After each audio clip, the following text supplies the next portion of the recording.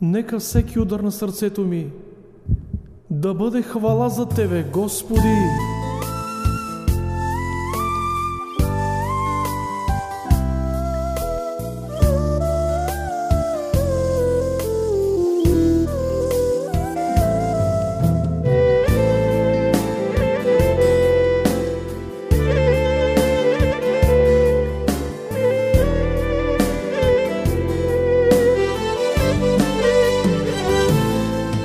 Без Тебе утро не настава, без Тебе слънце не изгрява, без Тебе вятър не повява, чрез Твоята дума всичко оживява. Без Тебе не настава, без Тебе слънце не изгрява, без Тебе вятър не повява, чрез Твоята дума всичко оживява.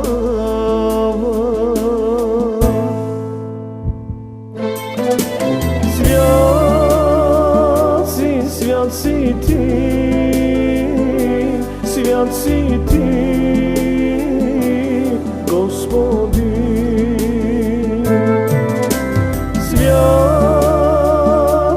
Свят си Ти, свят си Ти, Господи. Пред Тебе всичко се смирява, на Тебе почет се отдава, на Тебе само подобава да Те прославям и да не преставам. Пред Тебе всичко се смирява, на Тебе почет се отдава.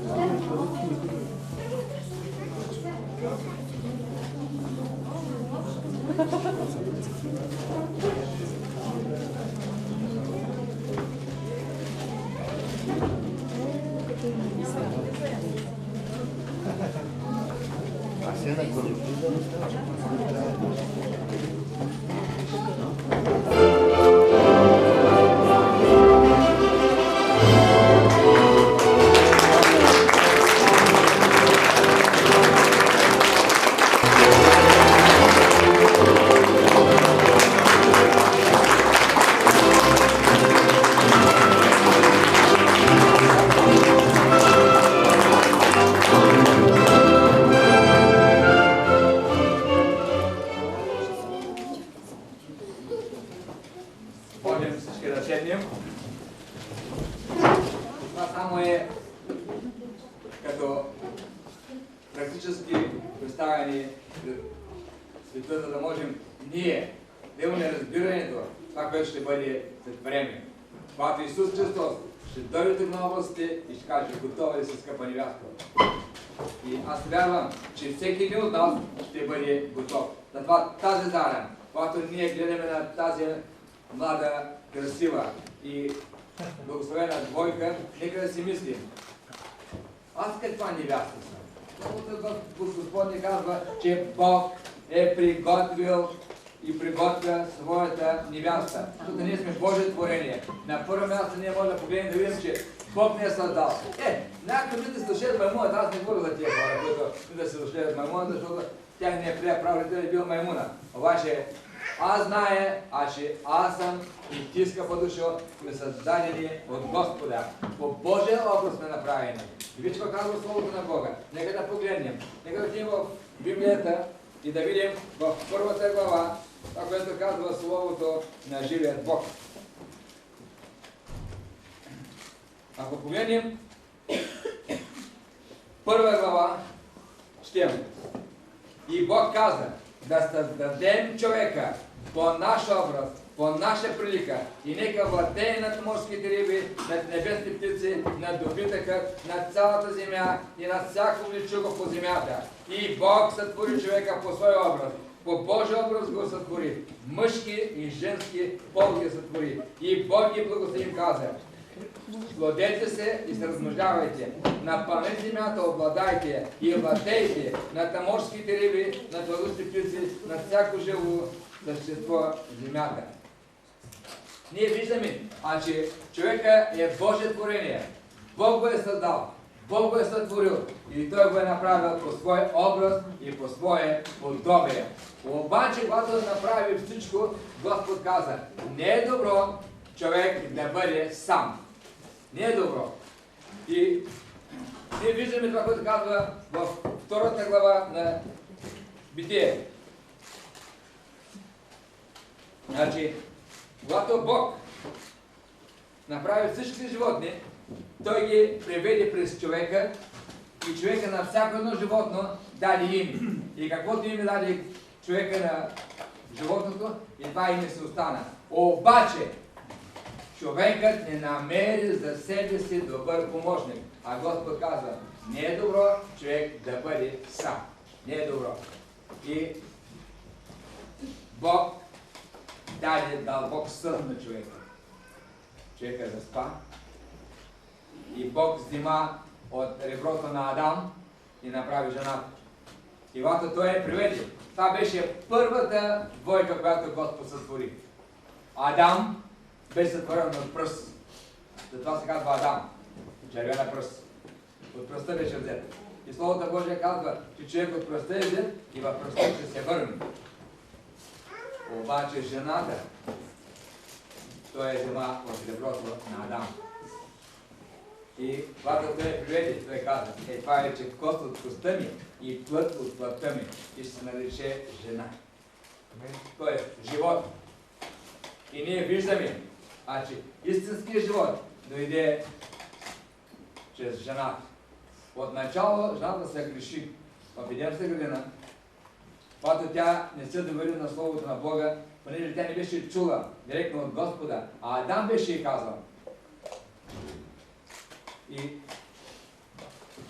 когато тя имаше общение с Сатанаилчо, когато се разговаряха, той каза, ама наистина ни каза Бог. Наистина ни каза Бог. Сега много хора има, които не вярват в това, което казва Словото Божие. Много хора има, които не вярват на Бог. Защото те казват, ама наистина така каза Господ. Наистина го е казал. Ако ти вземеш Словото на Бога и го направиш реално, ти ще имаш добър живот. И не само тук на земята. Защото живота не е до гроба. Но от тази гроба има живот. Много хора се казват, ще се природя. Няма такова нещо. Словото Божие е категорично. Веднъж човек се ражда, веднъж се новоражда, умира и след това е в съд. И тези, които два път са родени, един път умират. А тези, които един път са родени, два пъти умират. Затова, че днес късния ден, аз вярвам, че Бог има план с тебе, скъпа душа, и ти ще бъдеш новороден. Ще бъдеш изпълнен със силата на Божия дух и ще имаш добър живот. Не само тук на земята, но и после във вечността. Защото Бог те е възлюбил. Защото Словото Божие казва, че Бог е любов. И ако Бог е любов, тази любов Той е дал в твоето сърце и на тази земя ти ще живееш с Божията благодат и Божията благоволение и ще благоспяваш във всичко, що вършиш. Защото Словото Божие казва, владей, владей. И ние трябва да владеем над греха, над Сатана, над плътта, над всички тези неща, които идват в живота ни. Защото Бог ни е дал власт и сила. И когато Бог създаде, първо смисъл да ги благослови. И ние виждаме, че Ева каза, чрез Господа придоби син. Роди Каин, като роди Авел. И ние виждаме, това ще продължава.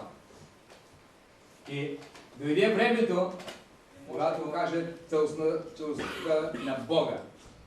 Защото Бог не е само, че е могъщ и силен, той може да нас смачка, но Бог е любов. И Бог е нежен. И не можеш да видиш Бога само в мъжа, но трябва да има и жена. И трябва да бъдат в заветни отношения. И Словото Божие казва, че човек ще остави майка си и баща си и се привърже към жена си. И двамата ще бъдат една плът. Защото, нека да прочетем какво казва Словото в Малахия. В Малахия Бог говори, че Той е свидетел. И аз искам да погледнем нещата по правилен начин, защото ние имаме заветно отношение с нашите съпруги, скъпи брати. Затова ти не можеш, не само, че не можеш, но и нямаш право да оставиш своята заветна съпруга. Нито пък имаш право да живееш в блудство. Ти трябва да бъдеш в заветни взаимоотношения с твоята съпруга. Да, скъпа сестро, ти също нещо. Ти не можеш да живееш без заветни взаимоотношения с твоя съпруг. Понеже, когато ние не сме в такива заветни взаимоотношения, всеки един човек живее в блудство тогава. А сега точно това правят хората. Живеят в блудство. И после казват, защо така? Има проклятие, имат болести, заболяване, беднотика, децата са под проклятие и казват, защо сте така? Има проблем. Защо? Защото проклятието си го навлякал ти. Бог ти е свидетел. Бог стана свидетел между тебе и жената.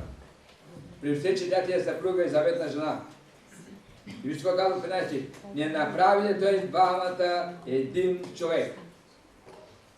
Какво значи един човек? Преди малко помните, аз ви казах, мъжът е силен, може да се справя с всички трудности, може да запази семейството си, обаче това не прави цялата личност на Господа, а Бог иска да изяви своята цялата личност. Това казва, а че мъжът и жената става една личност. Те се допълват, защото жената е нежна, пълна с любов. И ние можем да го видим това нещо след малко в Ефесяните, където се казва, а че мъже, любете жените си. И аз вярвам, че наистина, ние, скъпи братя, път не можем така с цяло сърце да го учим, ще се опитваме, нали? Се стараем. Аз знам, ако питам, обичаш жена, ще кажеш, о, да. Да, обаче не. Стараем се. Така. Стараем се и се молим. Боже, дай ми са да любов. Амин. Не, така е. Нека, вижте, аз съм реалист, искам да погледнем реално нещата, за да можем наистина да придобием Божието благоволение, тъй като тази година е годината на Божието благоволение и ние просто трябва да влезем в това Божие благоволение, за да можем да бъдем благословени и да благоуспяваме, да бъдем здрави. Защото кой от вас иска да бъде болен? Но тук се молим, Бог да се даде там 1000 болести. Да не се оставиш от тях, нали? А никой не ще да гониш. Никой! Не ги искай. Просто не ги приемай. Кажи, в него и трябва, аз съм изцелен. Няма проблеми. Или Господ ще изцели. Проклетията води до бедност. Много хора са бедни и се няма. Се не става. Защо? Защото са влизали под проклятие. Баш ще излезе от тази проклетия. И виж как се живее. И аз знам, че благословен Господ ще бъде върху теб. Амин. Защо? Защото ние сме в заветни отношения между мъже и жената и с Господа. Тази зала, може би, някой от нас няма тези заветни отношения с Господа. Но бързай! Включи заветни отношения с Господа, защото Исус идва. И когато дойде Исус Христос, ти трябва да чуеш. Това ще бъде една голяма радост. Както ръста на сестра ми, защото те чакаше миско. Чака, защото знае, че като дойде Исус ще бъде много кофти и тежко време за тях. Но няма да бъде. Аз знам, че днес ще ден Господ е дойдел тук. И когато гледаш тази сватба, аз искам да си представиш тази сватба, която ще бъде в небето. Когато Исус дойде и ти облякан в тази чудесна одежда, заставаш пред твоят младенец и казваш, ето ми Господи, ето ми. И ще бъдеш наистина благословен. Чуй какво казва Словото. Защо Господ казва, че трябва да бъдем едно? Чуй.